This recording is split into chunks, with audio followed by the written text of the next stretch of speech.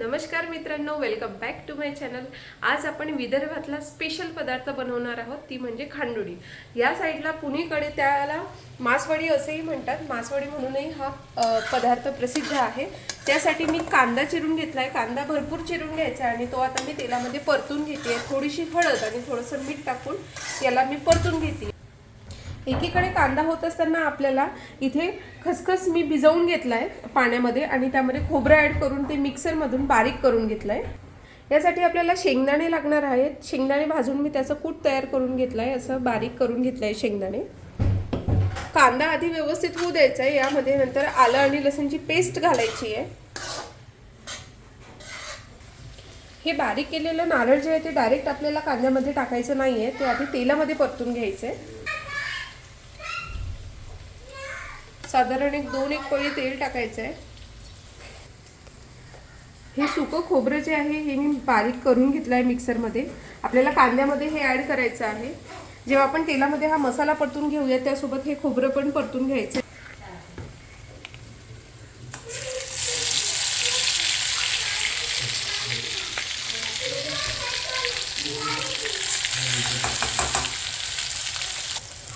खसखस आणि नारळाचं मिश्रण जे आहे ते मिश्रण आपण यामध्ये तेलामध्ये परतून घेणार आहोत आणि नंतर त्यात सुकं खोबरं ॲड करायचं आहे। हे छान तेलात होऊ द्यायचं।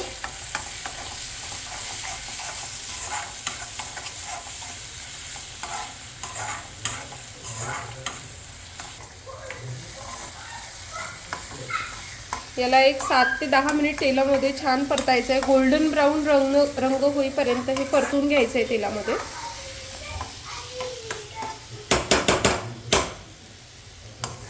ही भाजी करायला भरपूर वेळ जातो, पण भाजी खूप चविष्ट होते। ही कांदा छान होतोय।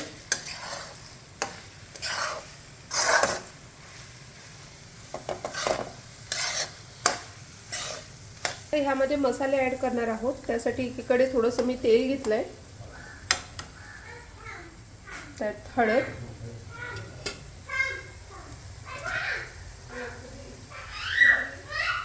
तीन ते 4 चमचे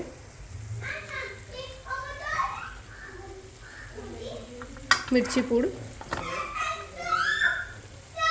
धने पूड, 4-5 चमचे धने पूड टाकायचे।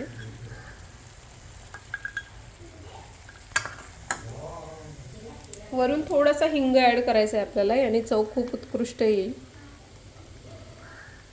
एवढा पुरे होईल। या भाजीमध्ये तिखट थोडं जास्त ॲड करायचं आहे आपल्याला, कारण खोबरे आणि कांदा यामुळे ही भाजी थोडी गोड लागू शकते। ती चव ॲडजस्ट करायला आपण एक्स्ट्रा तिखट टाकतोय यामध्ये, म्हणजे फक्त गोडच लागणार नाही, ही भाजी तिखट सुद्धा लागेल।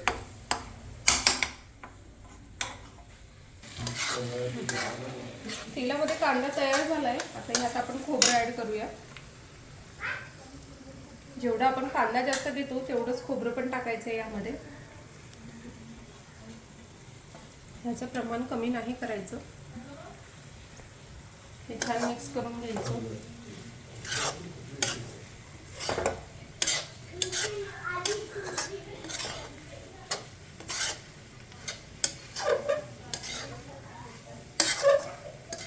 थोडं लाल तिखट आपल्याला इकडे पण ॲड करायचं आहे।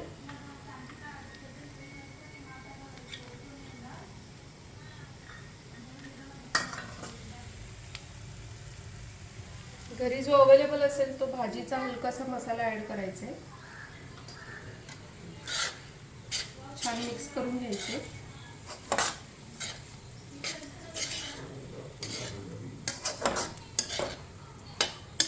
यात पाणी टाकायचं आहे आपल्याला। खूप जास्त टाकायचं नाही, सुरुवातीला कमी टाकायचं आणि फक्त शिजू द्यायचं आहे। हे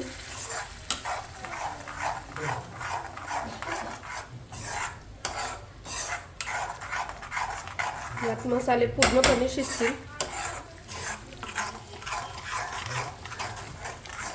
आणखी थोडं पाणी ॲड करायचं आहे।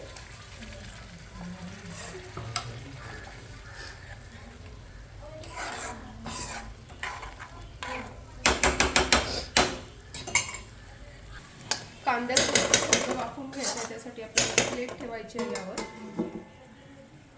एक 5 मिनिटांसाठी ही प्लेट अशीच राहू द्यायची. तुम्ही बघू शकता छान तेल आलंय वर. हे असंच आणखी 5 मिनिटं होऊ द्यायचं, पूर्णपणे शिजेल हे. खूप सुंदर असा रंग आलाय भाजीला.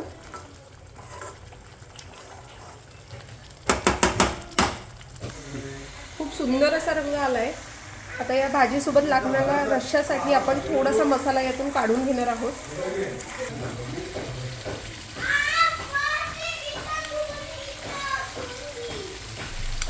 एवढा पुरे होईल.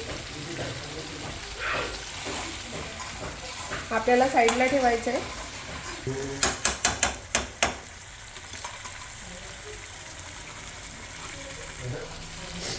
यामध्ये आपण शेंगदाण्याचं कूट ॲड करतोय.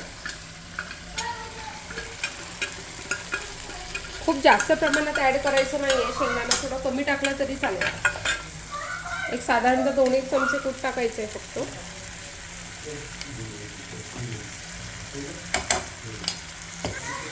परतून घ्यायचं आहे त्याला पण. आपण भाजलेल्या दाण्यांचा कूट करतो. मिक्स करून घ्यायचे. आता हा मसाला कांद्यामध्ये ॲड करायला तयार आहे.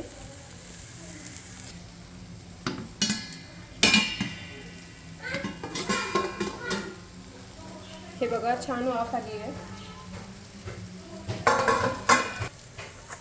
हा मसाला या भाजीमध्ये ॲड करायचा आहे आपल्याला.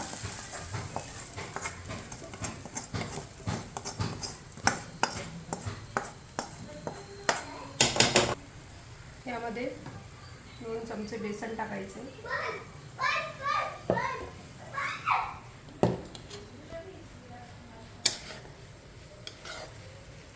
बेसनाचं प्रमाण हे आपण कमी जास्त करू शकतो रिक्वायरमेंटनुसार. आपल्याला वाटलं की बेसन कमी झालंय तर आपण आणखी बेसन पण ॲड करू शकतो यामध्ये. गरजेचं नाही 2च चमचे टाकावं.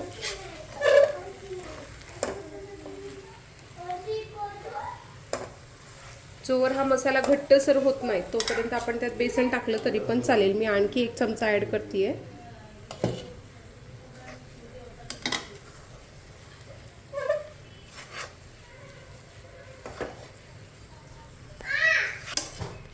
या भाजीसाठी मी 10 कांदे चिरून घेतले आहेत. त्यामध्ये 1 पाव खोबऱ्यापैकी अर्धा पाव खोबरं जे आहे ते ॲड केलेलं आहे बारीक किस करून. आणि 2 मोठे चमचे शेंगदाण्याचं कूट घातलं आहे. 3 चमचे बेसन टाकलं आहे यामध्ये, जसं तुम्ही व्हिडिओमध्ये बघितलं असेल. चवीनुसार मीठ टाकलं आहे. हळद, धण्याची पूड टाकली आहे आणि तिखट तुमच्या आवडीप्रमाणे टाकायचं आहे. हे छान परतून घ्यायचं आहे. आणखी 5 मिनिटं याला आणखी वाफ येऊ द्यायची, म्हणजे ॲड केला आहे हे पूर्णपणे शिजेल. यामध्ये सगळ्यात मेन इन्ग्रेडियंट जो आहे तो खसखस आहे. तो खसखस भिजवून मी 20 ग्रॅम खसखस यामध्ये ॲड केलेला आहे मिक्सरमधून बारीक करून. खसखसला आधी 10 मिनिट पाण्यामध्ये भिजू द्यायचं आहे आणि छान फुलल्यानंतर त्याला मिक्सरमधून बारीक करून घ्यायचं आहे खोबऱ्यासोबत.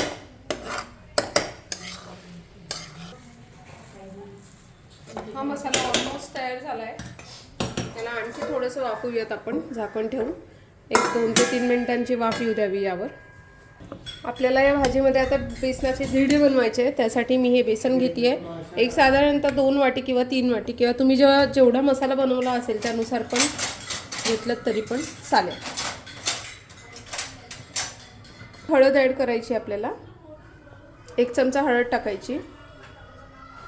थोडं मीठ, चवीनुसार मीठ घालायचं. मीठ आणि हळद टाकल्या. आता आपण याला भिजवून घेऊया. भिजवताना याला खूप घट्ट आणि खूप पातळ असं नाही, मीडियम भिजवायचं आहे.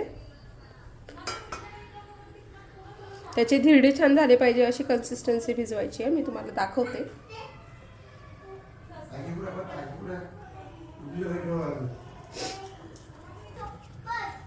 यात गाठी व्हायला नको, त्यासाठी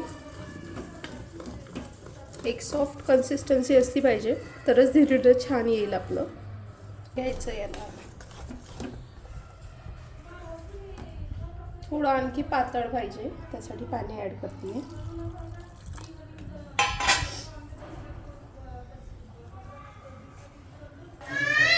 घ्यायचं आहे आता भाजीचा त्यासाठी आधी थोडंसं तेल टाकून घेतलंय कढईमध्ये.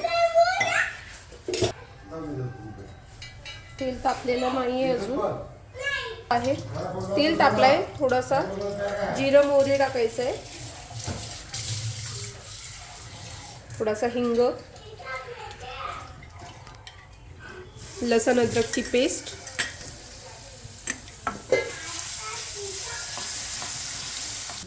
मगाशी भाजीमधला जो मी मसाला काढला होता तो आता इथे आपल्याला ऍड करायचा आहे.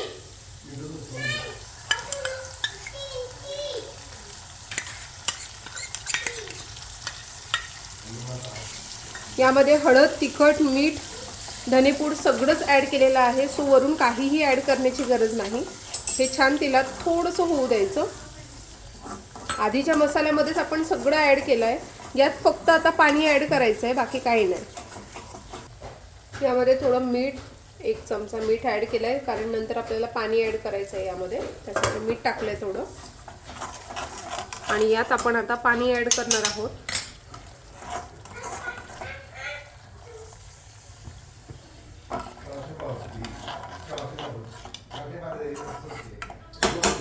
रंग बघा तुम्ही, खूप सुंदर आलाय. आणखी थोडं पाणी ऍड करतेय.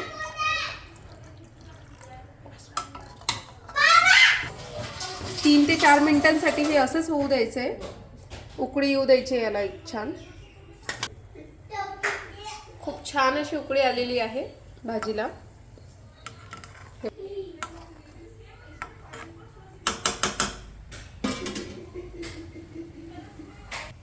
सो आपण या भाजीचा सगळ्यात महत्त्वाचा पार्ट करायला जातोय आता. तवा घ्यायचा आहे, तवा थोडासा गरम होऊ द्यायचा. हे मी एक विदर्भ स्टाईल आमचा एक चमचा तयार करून घेतला आहे तेल लावण्यासाठी.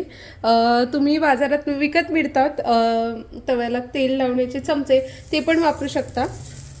आधी व्यवस्थित असं सगळीकडे तेल लावून घ्यायचं आहे.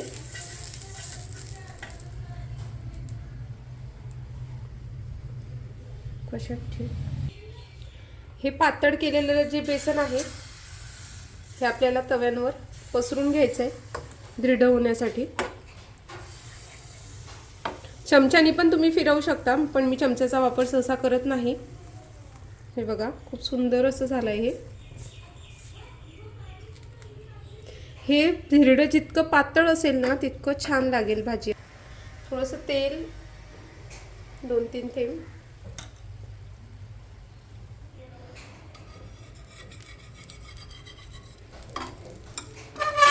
लेयर सेपरेट करून घेऊयात आपण.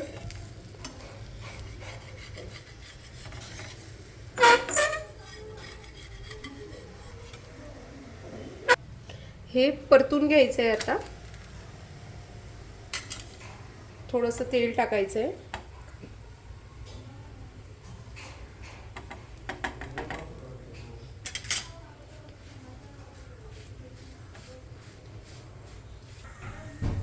आपण हे जे तयार केलेलं आहे बॅटर, हे यामध्ये हा मसाला असा भरायचा आहे. यामध्ये मध्यभागी ठेवून पसरवून घ्यायचं याला.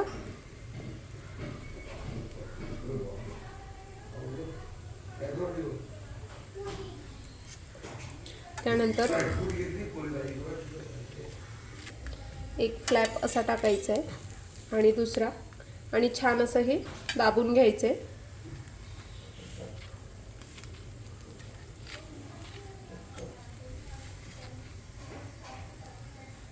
सुंदर अशी चविष्ट मासवडी म्हणजेच खांडोळीची भाजी तयार झालेली आहे.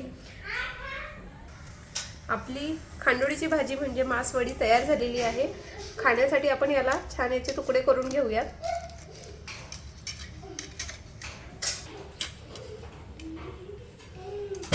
तुम्ही बघू शकता यात भरलेलं जे सारण आहे ते खूप सुंदर असं दिसतंय आणि भाजी पण खूप चविष्ट झालेली आहे. मी टेस्ट करून नक्की कळवते तुम्हाला. तुम्ही कमेंटमध्ये सांगा, भाजी काही चुकली असल्यास मला कमेंटमध्ये सांगा. आवडली असेल तर भाजीला लाईक करा, चॅनलला सबस्क्राईब करा.